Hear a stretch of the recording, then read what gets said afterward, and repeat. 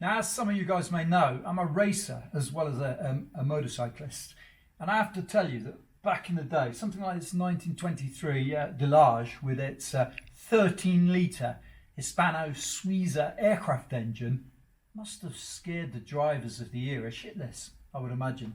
Probably not dissimilar to how I felt riding the Rocket3 over here to Classic Performance Engineering, because January, with water down on the roads, liberal coatings of diesel, you know what? You have to treat a motorcycle with 165 PS and 2.5 litres of capacity with real respect. But I've got some good news for you. Even though I'm going to retest this bike in summer, I'd like to retest the bike in summer when I can get it cranked over a little more and use the brakes harder. It's immediately enormously impressive, because it really is treated with respect to pussycat. And what I mean by that is it has to have one of the smoothest gearboxes on any motorcycle I've ever used, so the chances of accidentally locking up the rear wheel are minimized. But it's got impeccable fueling and road manners. The torque is linear. People who ride this motorcycle will become very quickly familiar with the term roll on and then roll off if they see a police car. And I'm not talking here about a cross-channel ferry roll on, roll off. I'm talking about the fact that you don't have to shift a gear in order to go up hills, to accelerate past stuff. No, this is making such strong power from 3,000 to 4,000 RPM. I'll wager you'll never use more than 4,000 RPM. I can't imagine it. Everything about it, the detailing on the bike is phenomenal. It's light years ahead of the old Rocket3, and without wishing to offend owners of the old motorcycle, I never really bonded with that bike, but this one makes a phenomenal case for itself. It's not cheap, you know. This is the Rocket3-R, so and I reckon it's around 20 grand.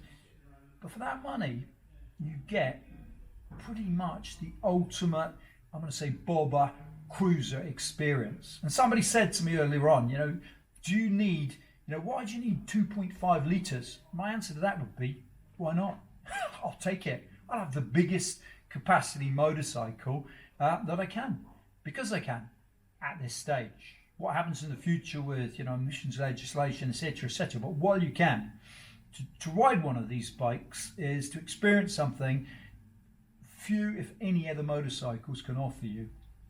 And Triumph have taken the concept of that enormous engine, and I'm going to say that they've improved it by, no word of a lie, from my point of view, this is 75-80% better than the original motorcycle was.